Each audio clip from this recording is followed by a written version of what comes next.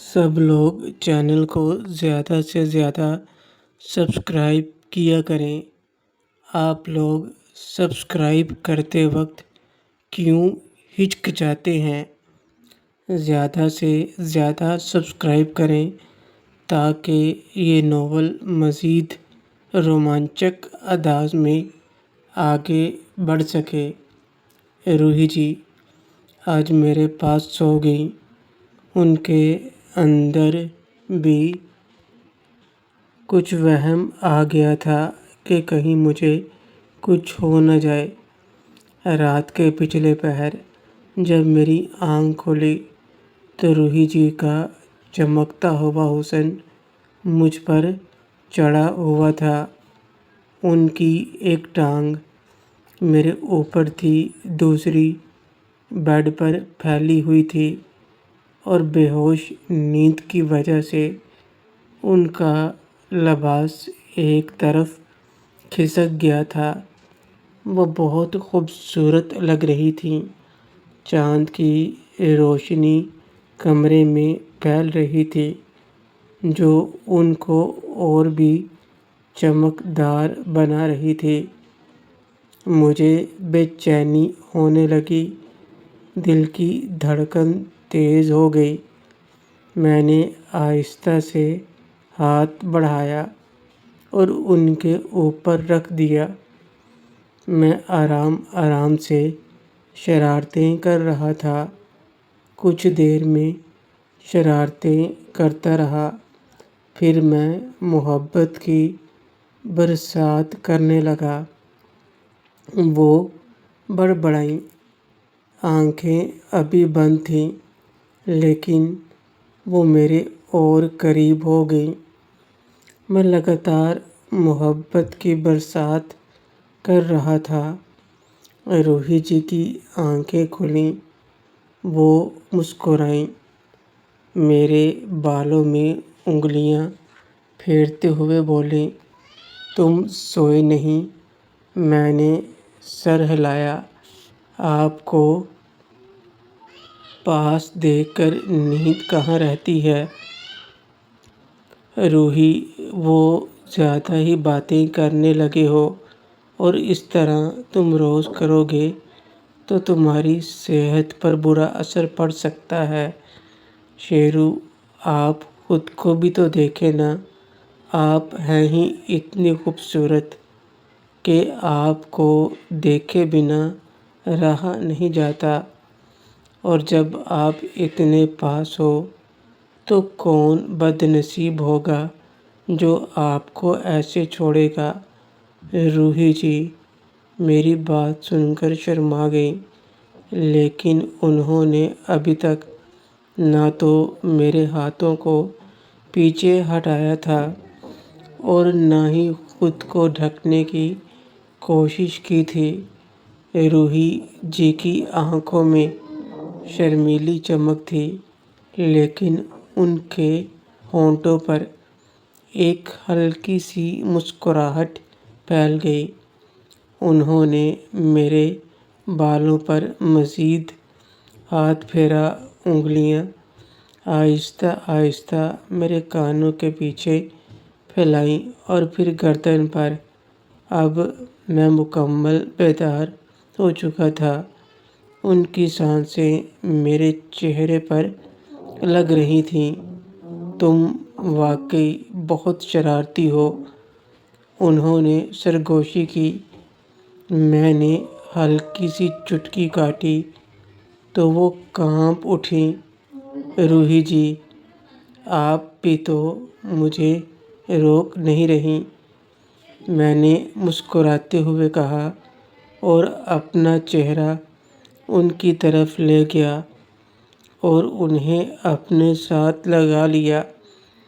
उन्होंने मेरे सर के पीछे हाथ रखा और मुझे मज़ीद अपने करीब खींचा। तुम्हें पता है, मैं सो नहीं पा रही थी, उन्होंने एतराफ़ किया। आवाज़ में एक शर्मीली हिचकिचाहट थी। तुम्हारे पास होने से दिल बेचैन हो जाता है। یہ کہتے ہوئے وہ میرے اور قریب ہو گئیں۔ میری بے چینی میں اب کافی حد تک اضافہ ہو چکا تھا۔ انہوں نے اپنی آنکھیں بند کر لیں اور ایک گہری سانس لی۔ میں نے ہمت کی اور سیدھا ہو کر بیٹھ گیا۔ روحی جی، آپ تو… میں نے سرگوشی کی اور ان کو چھیڑا۔ وہ فوراً کانپ اٹھیں اور بولیں، تم مجھے پاگل کر دو گے، اور وہ بھی سیدھی ہو گئیں۔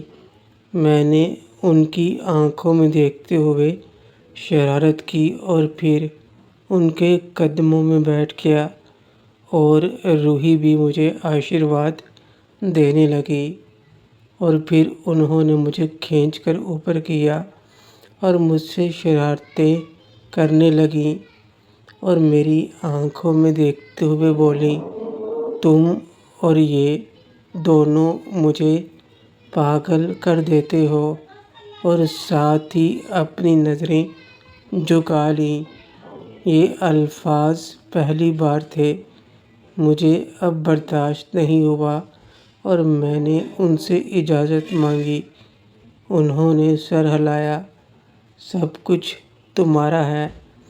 اور پھر میں محبت کی برسات کرنے لگا۔ وہ میرے کان میں سرگوشی کرتے ہوئے بولیں، شیرو، میں تمہارے ساتھ ہمیشہ رہنا چاہتی ہوں۔ اور پھر وہ مجھے مزید اپنے ساتھ لگانے لگیں۔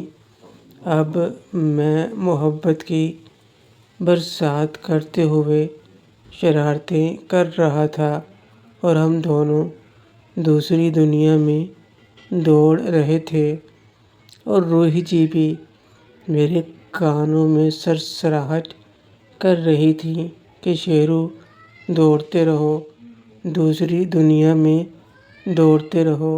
زیرو کے بلب اور چاند کی روشنی میں چمکتا ہوا روحی کا چہرہ مجھے پاگل کر رہا تھا۔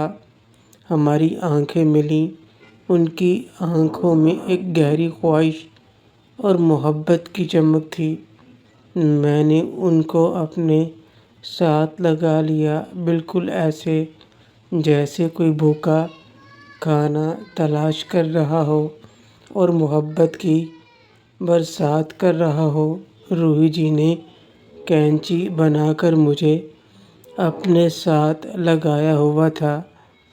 کچھ دیر بعد روحی جی نے مجھے پیچھے کیا اور غصے میں مجھے دھکا دیا اور خود میرے اوپر بیٹھ گئیں۔ جیسے ہی میری نظر ان پر پڑی، وہ بہت خوبصورت تھیں، اور قدرت نے انہیں بہت فرصت سے بنایا تھا۔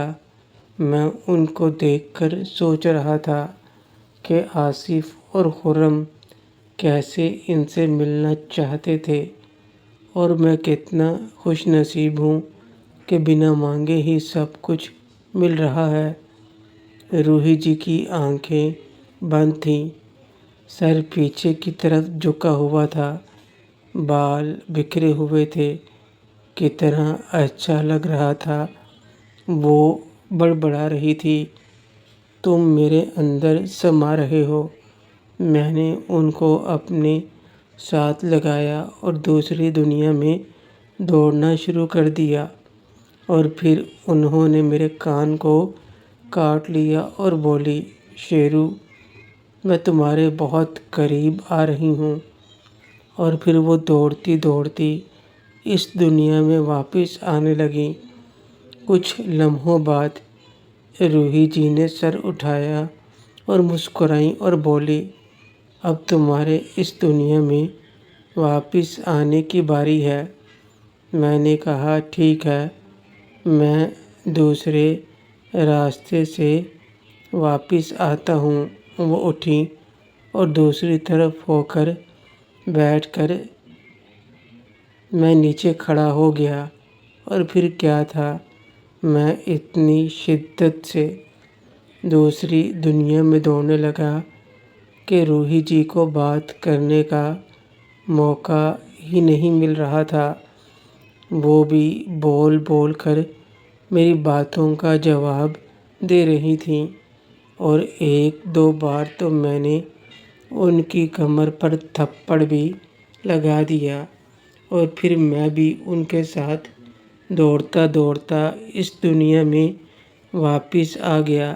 روحی، تم نے تو بالکل تھکا دیا۔ شیرو، کیا کروں، آپ کو دیکھ کر مجھ سے رہا نہیں جاتا۔ میں روحی، مطلب کچھ بھی ہو جائے تمہیں اپنے پاس سونے نہیں دینا، نہیں تو تم خراب ہو جاؤ گے۔ شیرو، یہ تو آپ میرے ساتھ اچھا نہیں کر رہی۔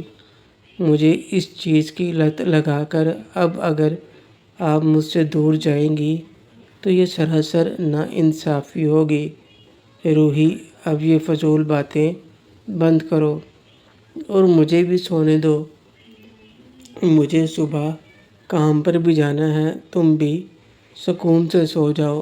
تمہارے تمام ڈاکومنٹ صبح آ جائیں گے تو تمہیں کالج جانا ہے، نئے سرے سے داخلہ لینا ہے۔ شیرو، چلو ٹھیک ہے، میں بھی داخلہ لے لیتا ہوں، صرف آپ کے کہنے پر، ورنہ میرا پڑھنے کا بالکل بھی ارادہ نہیں ہے۔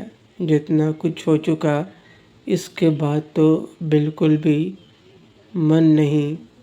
روحی، میں جانتی ہوں تمہارے دل کی اس وقت کیا کیفیت ہے، لیکن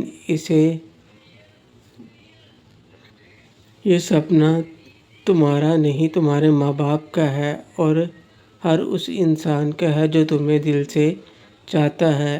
میں تمہیں بدلہ لینے سے نہیں روک رہی، لیکن ہر چیز کا ایک صحیح وقت ہوتا ہے، اور وہ وقت آنے پر تم بے شک وہ سب کر گزرنا جو تم چاہتے ہو۔ اس کے لیے میں تمہیں نہیں روکوں گی۔ شیرو، ٹھیک ہے روحی جی، اب سوتے ہیں تاکہ صبح جلدی اٹھ سکیں۔ میں اپنے بستر پر سو گیا، جبکہ روحی جی وہاں سے اٹھ کر کمرے میں چلی گئیں۔ جب وہ جا رہی تھیں تو میں شرارتی مسکان کے ساتھ انہیں دیکھ رہا تھا۔ وہ بھی اپنا چہرہ لال کیے ہوئے دوسرے کمرے میں چلی گئیں۔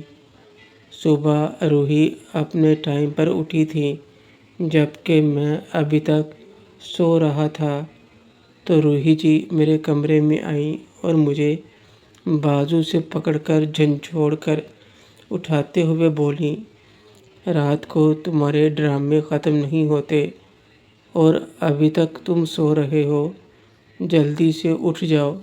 آج تمہارا پہلا دن ہے کالج کا، تمہیں ایڈمیشن لینے جانا ہے اور تم ابھی تک سو رہے ہو۔ روحی جی کی بات سن کر میں نے اپنے دوسرے بازو کو تھوڑا لمبا کیا اور روحی کی گردن کو لپیٹ کر اپنے اوپر گرایا، اور پھر ان کے ماتھے پر بوسہ لیتے ہوئے بولا، شیرو، سونے دو نا، ابھی کیا جلدی ہے؟ روحی، سونے کے بچے، جلدی سے اٹھو، ورنہ میں ٹھنڈا پانی پھینک دوں گی۔ میرے دوسرے ہاتھ میں ٹھنڈا پانی ہے۔ روحی جی کی بات سن کر میں تیزی سے بیڈ سے اٹھ بیٹھا، اور میں نے ساتھ ہی جو روحی کو پکڑا ہوا تھا وہ بھی چھوڑ دیا۔ تو روحی جی ہنستے ہوئے پیچھے ہٹ گئیں اور میری جانب دیکھتے ہوئے بولیں، روحی، اب آیا نا بچوں لائن پر، تجھ کو اس طرح ہی ٹریٹ کرنا ہے۔ اب جلدی سے اٹھ کر میرے پیچھے آ جاؤ اور اپنی ایکسرسائز مکمل کرو، میں ناشتہ تیار کر رہی ہوں۔ ان کی بات سن کر میں مسکراتے ہوئے بولا، روحی جی، صبح صبح یہ کیا مذاق ہے؟ کوئی اس طرح بھی اٹھاتا ہے؟ روحی جی چہرے پر مسکان سجائے بولی، آپ کو اس طرح ہی اٹھانا ہوتا ہے، نہیں تو آپ پھر سے شرارتیں کرنے لگ جاتے ہیں۔ شیرو: لگتا ہے روحی جی آپ بھی اب کافی ہوشیار ہو گئی ہیں۔ روحی: اب میں آپ کے ساتھ رہوں گی تو مجھ پہ تھوڑی بہت تبدیلی تو آئے گی، یہ بس تمہاری سنگت کا اثر ہے۔ مجھ سے بات کرنے کے بعد روحی جی واپس کچن میں چلی گئیں، جبکہ میں اٹھا اور اپنی ایکسرسائز مکمل کی۔ اس کے بعد تیار ہونے اپنے روم میں آیا تو روحی ناشتہ لے کر ڈائریکٹ ڈائننگ ٹیبل پر بیٹھ گئی، مجھے آواز دی اور میں تیار ہو کر سیدھا ڈائننگ ٹیبل پر آ گیا۔ یہ زندگی کا ایک عجیب طریقہ لگ رہا تھا کہ میں آج نئے سرے سے کالج جا رہا تھا۔ جب ہم ناشتہ کرنے بیٹھے تو روحی جی مجھ سے بولیں: روحی، تمہارے کاغذات صبح صبح ہی ہمارے گھر پہنچ گئے ہیں۔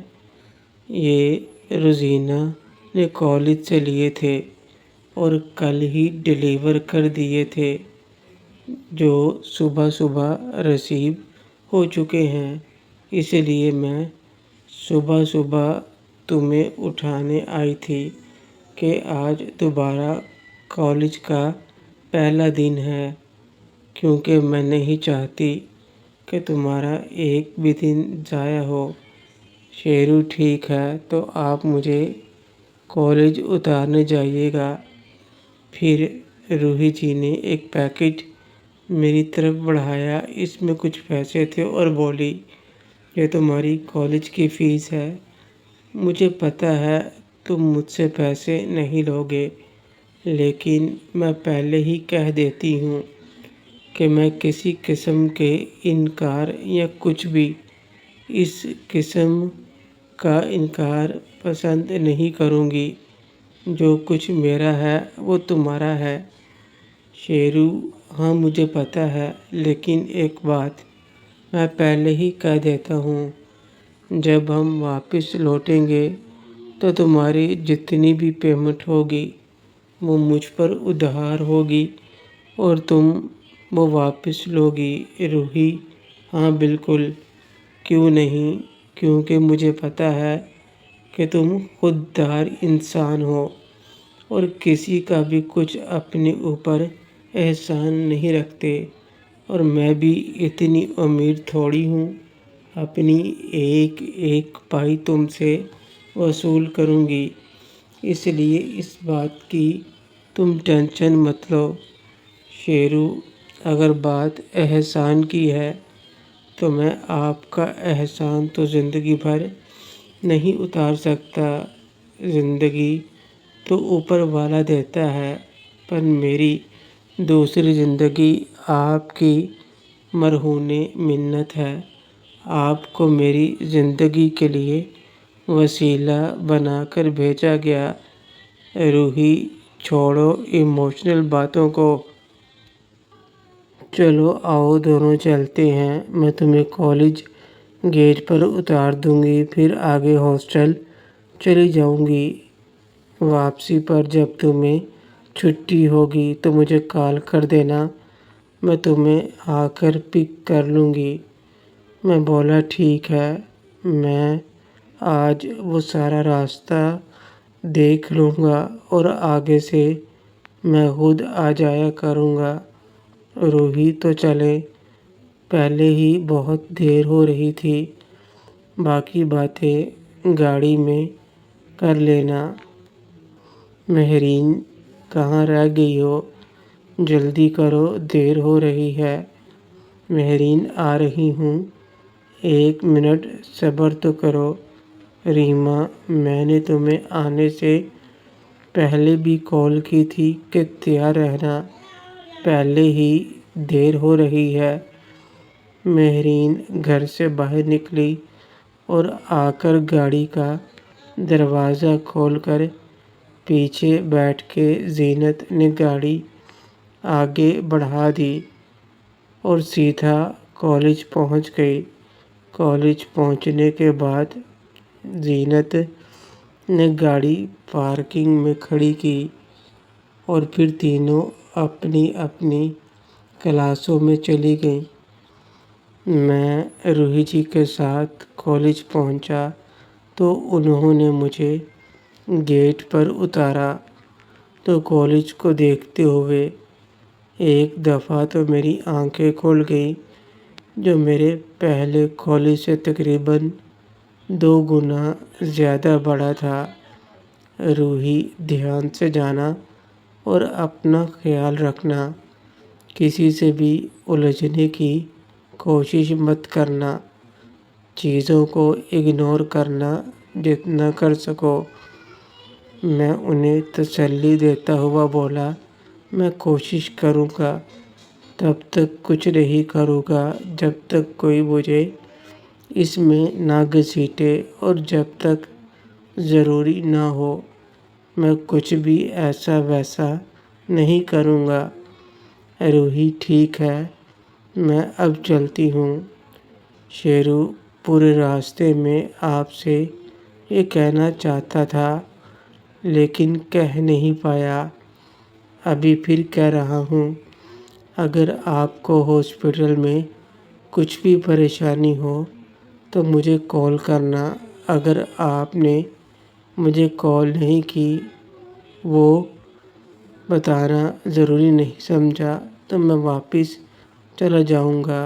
روحی، تمہیں پریشان ہونے کی ضرورت نہیں، جہاں تک میرا خیال ہے کہ ایسا کچھ بھی نہیں ہوگا، تم بے فکر رہو۔ شیرو، ٹھیک ہے، لیکن میری کہی ہوئی بات بھولنا مت۔ اگر کوئی ایسی پریشانی ہو تو سب سے پہلے مجھے بتانا۔